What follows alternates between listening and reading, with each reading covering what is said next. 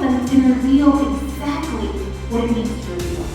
And remember, it may come with irritation, it may come with confusion, it may come with these feelings of uneasiness, but you don't have to let them define your action. You don't have to let them define you.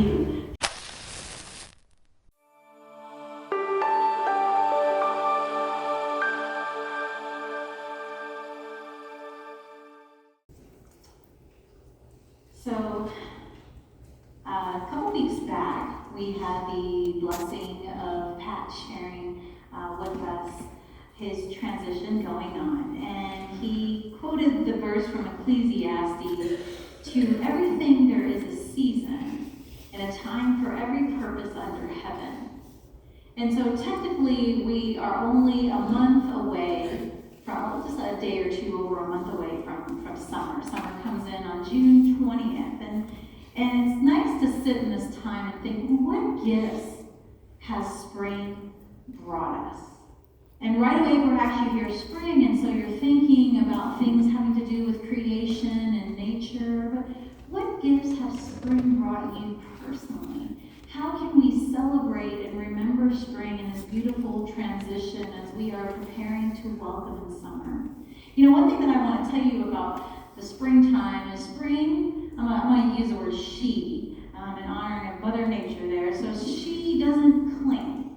You know, she is quick to come in and do what she needs to do, and then she passes the baton as she goes off into that next season. She passes that baton and she's out. She's out and summer comes on in. And if you are not sleepwalking through life, and I say that with a little shift in my voice, right? I get a little look on my face. Like, if you are not sleepwalking through life, then you're going to catch all the great gifts that spring brings you, and spring brings them to you year after year. And it's so important that we go through this boot camp of life each year called spring, because it's a time of preparation. It's a time that helps us get ready for transformation to occur. It's a time that showers us with beauty. It's a time that reveals what needs to be let go of. We have that spring cleaning season. What about the spring cleaning of our minds, of our souls, of our physical bodies? And it also opens us up for what's to be received. You know, this is such a testimony, spring, to Jesus, because Jesus wasn't about rushing from one season to the next. He came in, he walked, he paused. He didn't just stop and smell the roses. He took the time to watch the roses bloom. Because in the blooming, that is where we experience the becoming. And in the blooming of what spring has brought us, this is where we can experience the becoming. And when it was time to go, yeah, there was a baton to be passed that we may know as the Holy Spirit, but it wasn't a vanishing. There were gifts to be left, just like spring has left us gifts. And so as we prepare over this next month, and some of us are already feeling it, transitioning into that beautiful time we call summer, I want to invite you to pause and recognize with me the parting gifts of spring. And in order to truly understand these parting gifts, let's take one more look at the life of Jesus and the seasons that took place there. You know, he began in the quiet of Nazareth, but then stepped into a loud call of ministry. He was in the Jordan waters for baptism, and then spent that time within the wilderness. He was at a table filled with love and fellowship, and then in a garden filled with anguish. He was in the tomb, which was silent and which was mournful, but then a radiant resurrection of glowing light and love. And from that resurrection, we moved into ascension, and with that presence, we were given the gift of the Spirit. You know, in each shift of Jesus' life, we can find a parallel to our own life. We can find a place where there is something special left for us. A teaching, a meal, a breath, a song. Something that brings us to life. And even as we receive these things from spring, perhaps we can recognize the sacred pattern that is present. It's a rhythm that we go through, and we are blessed from it if we take the time to see it. And so I want to take some time this morning just to look at those gifts. You know, one thing we know about spring is it doesn't arrive all at once. I can't think of a time where it ever packed. As a matter of fact, it starts off where we're like, wow, it's a little bit lighter longer. And some of you seasoned crowd, that's what I call my older people, my seasoned crowd, you are the ones that are like, we can drive a little longer at night now because it's lighter later. And I think that's just adorable. And I'm not poking fun at you, but I must have heard it at least 5 or 6 times as the transition came into spring. And so there's that. And then there is also those other moments where we recognize the ground is getting softer, so it's time to begin our gardening. And there's also these opportunities because we feel the change in the climate. And so spring blesses us. And you know what I read was some people would say spring is the bud before the bloom. And I like to think spring is the appetizer before the meal. And if you guys remember at Easter, I had a close tie to the moment in the garden. If you remember, as Jesus made known that his resurrection had taken place, he came in with a whisper. And it wasn't until that moment where Mary sat there and heard her name that then things started to come into fruition. Things started to bloom. It wasn't this loud, boisterous, come on! And here it is. It was more of a gentle, graceful reminder of what's familiar. In Isaiah 35:1 it says, let the desert and the parched land be glad. Let the wilderness rejoice and bloom. Some of you are really aware of the season of spring in your own lives because you recognize the gift that's present. It's this gift of stirring. It's this gift of something is shifting underneath the surface. And I'm not quite sure what it is. On Mother's Day, I had the blessing of going out to the Munzingo Beach with my daughter Dorothea and my son Omi. And they were playing in the water, and I loved watching them and looking at all the people around. And as I was there in that moment, I kind of felt like all of a sudden I was like pulled back and I was watching like a movie because I was really looking at the presence of people there, looking at their essence and their aura and really just observing what is going on here today and how blessed I am to get the opportunity to see this. And I wasn't just watching my own movie, I was watching several little screens of life taking place. And I had this moment where I wondered, do you all know that something is shifting? Do you all know that in every season of life and every movement there is great things happening? And we may not always be sure of what it is, but can you recognize that you are standing on the edge of a new awareness? That in every day and every moment you're given this opportunity to experience the new. I was sitting here and I looked over and I was like, it's still up. We are the new creation. And so as I was looking at those people, I was having a moment of judgment in my mind. I don't mean that in the condemning sense that people associate with judgment. I mean that in the sense of, I was looking at it saying, gosh, how many of us are really awake in this time? How many of us are really feeling the spring of our lives and recognizing that we are on the cusp? We are on the verge of something new, something awakening, but we're not going to know it. We're not going to feel it. We're not going to be a part of it if we don't take the time to recognize it. It's so important that we know that in the spring air, there is a stirring. And that stirring may be quiet, but it's crystal clear if you listen to it. And it's the message of the Spirit. It's the message of transformation in each and every one of us, beckoning and calling us, guiding us, and preparing us for something new. And sometimes we hear something new, and we get a little tense, we get a little nervous. What do you mean new? What's going to change? What's going to happen with the old? And isn't this a continuous message that I keep bringing to you all? Because that's exactly right. We are in this continuous process of unfoldment, this continuous journey of planting and nurturing and then allowing to bloom and blossom. So to everything, there is a season. And I just want to invite you to consider, can this be the season where you recognize all along that God has been walking right beside you and quietly awakening and stirring something within you? Can you invite that to come to fruition? Can you take a look and see what was planted? What have I allowed the weeds to get in the way of? What have I allowed the thorns and the thistles to choke up? Where can I be present to this beautiful gift of spring? And that would be the first gift, the gift of the planting of something stirring. Each and every one of you, it's there. And you have that opportunity to see it, to, like I said, not only stop and smell the roses, but to watch them bloom, to watch the blooming of the rose that is you. And then another gift of spring is the gift of confusion. Just kidding, it is the gift of trust. But how many of us during the spring season walked out in maybe sandals, maybe a pair of shorts, and opened the door, and once we got a few steps outside, we're like, oh, hey, I packed away my winter clothes. I need to go grab a jacket. My little toesies are not going to be warm. I need to go in there and switch my shoes. You know, the weather lies. And sometimes you don't know whether you should wear a coat or whether you should wear your spring dress, whether you should be wearing slacks or whether you should be out there in shorts. And you know what else likes to come along with spring? That uninvited guest that means oh so much to us. We call that one allergies. You know, and you walk out there and you're like, spring, what are you here to give me? You have your coffee in your hand, and next thing you know, by noon, your throat is itchy, your eyes are watery, and you are sneezing.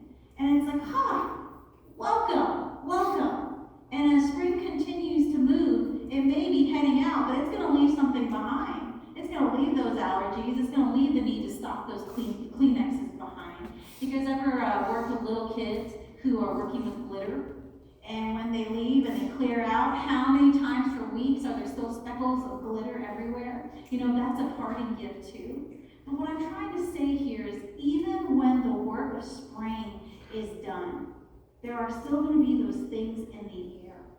And it means that you're growing. It means that something real has taken place. You know, the gift of spring is trusting the process. As many of you have probably done some planting, or at least you know someone who has, you have to trust the process. Jesus said that the kingdom is like a seed that grows while the farmer sleeps. He knows not how. It doesn't need managing, just cooperation. And in James 5:7 it says, the farmer waits for the precious crop from the earth, being patient with it until it receives the early and late rains. So there is this awkward in-between where we're not sure what to wear, where we're making sure to pack extra tissues, but you have to trust that in-between.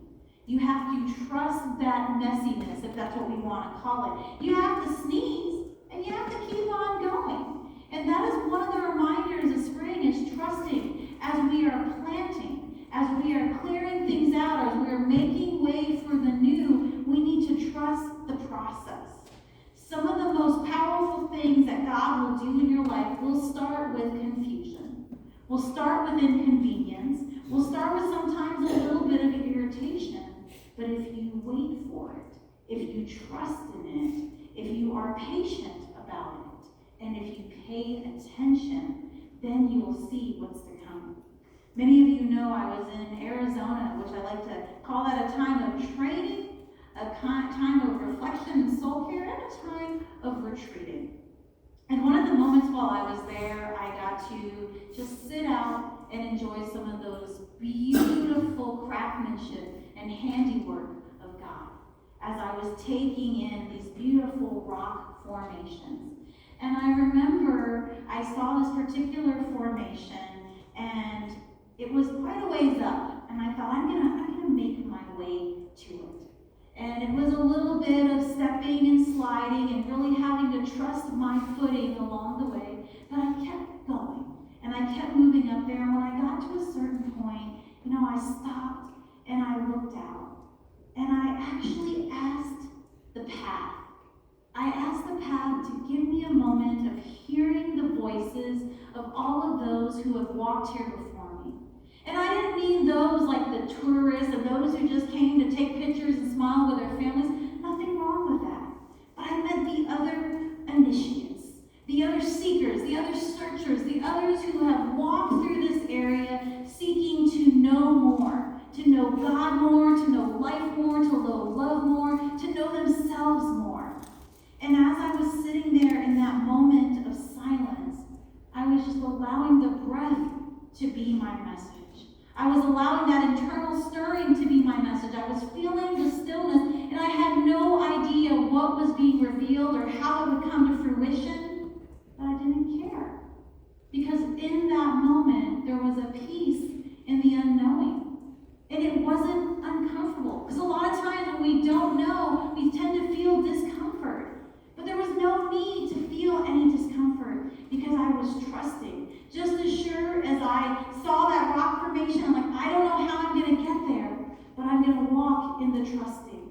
Just as sure as in that quiet moment, and I said, please speak to me, those who have gone before me. I didn't know what they were going to say, and I think I'm still going to hear from them, but I'm just trusting.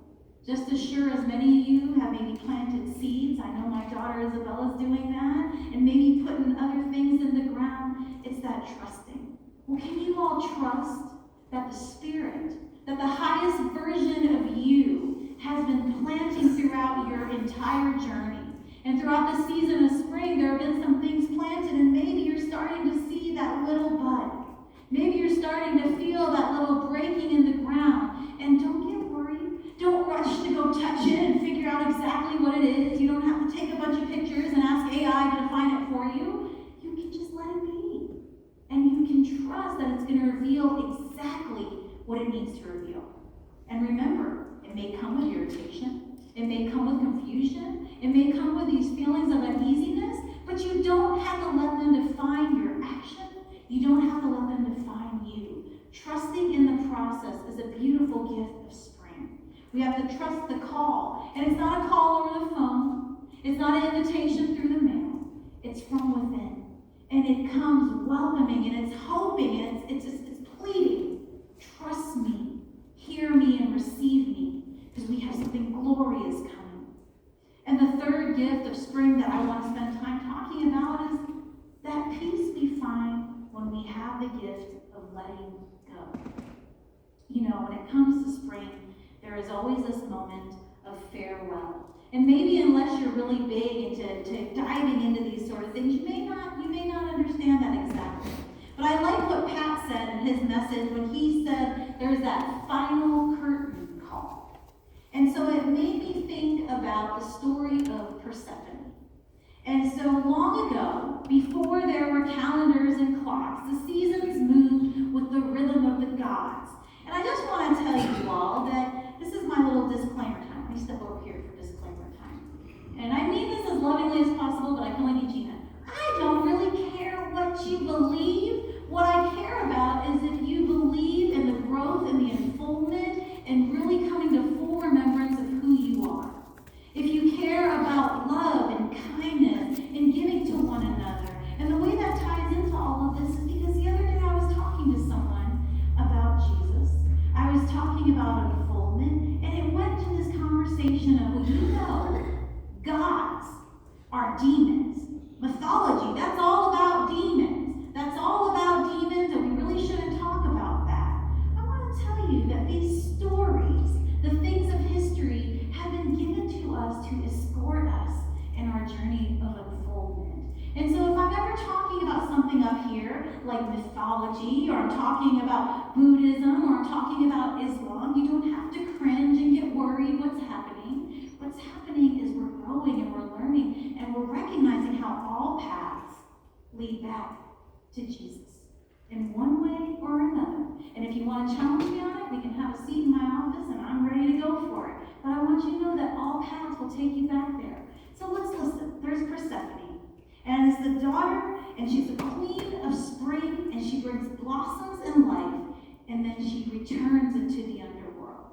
But when her presence meets the earth blooms again.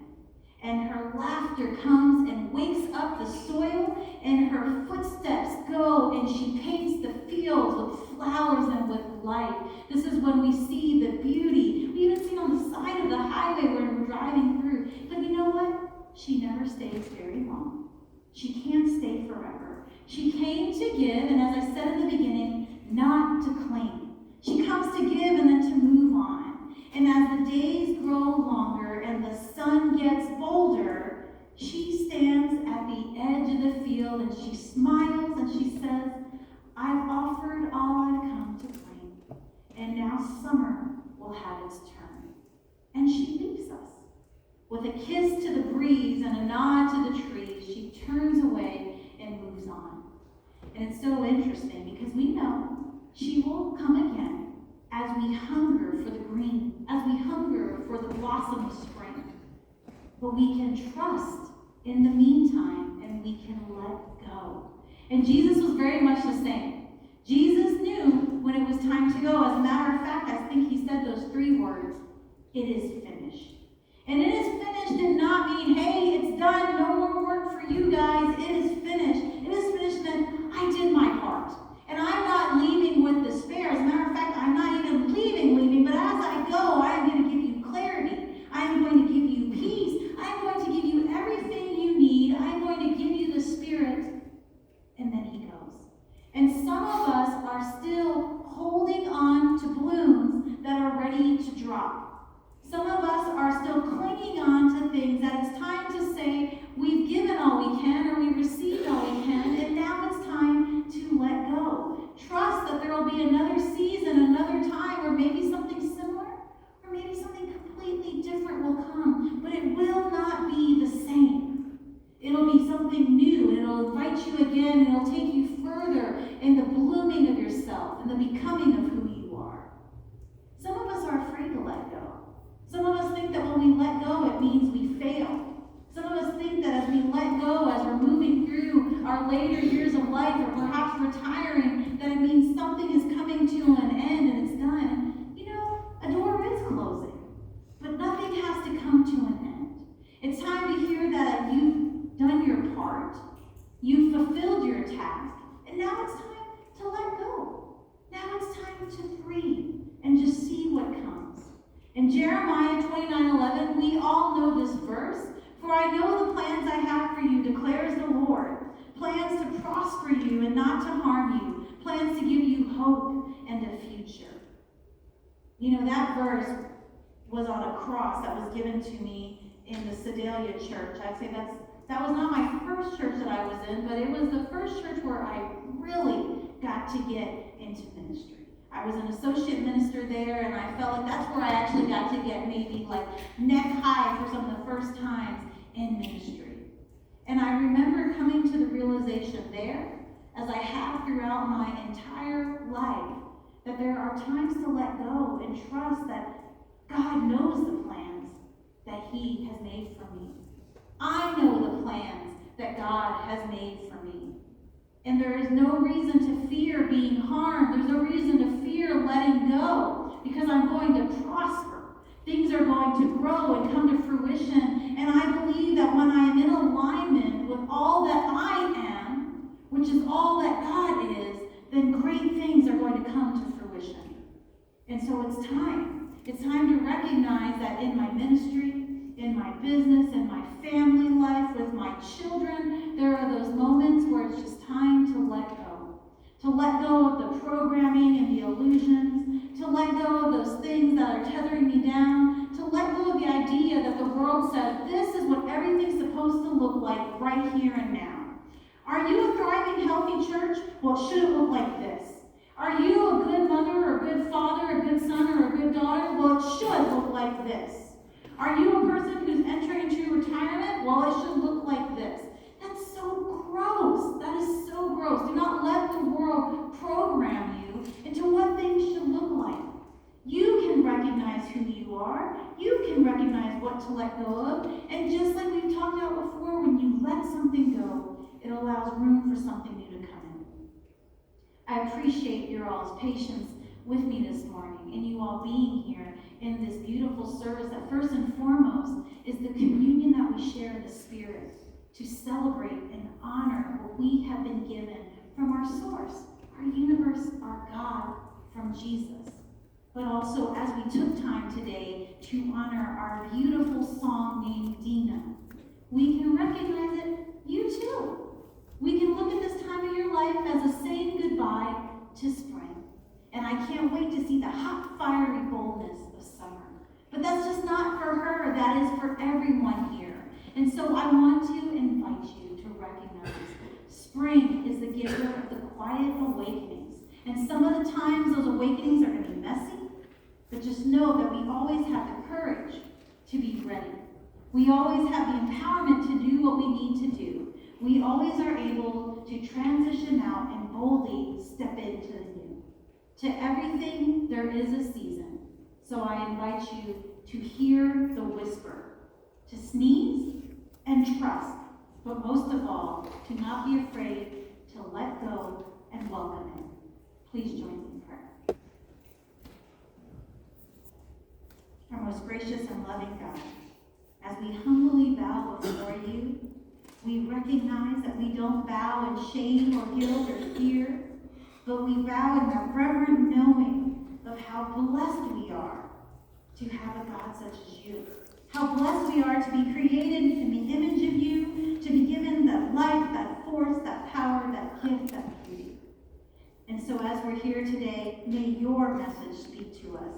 May the Spirit's voice within us, that voice of spring, come to life and speak forth where we're to go next, what we're to do next. And as we honor this beautiful season of each of us on our individual journeys, on our collective path, may we feel the abundance. May we feel the great things that are coming to fruition. But most of all, may we feel the peace and the assurance of being with you in every step. It's in Jesus' name we pray.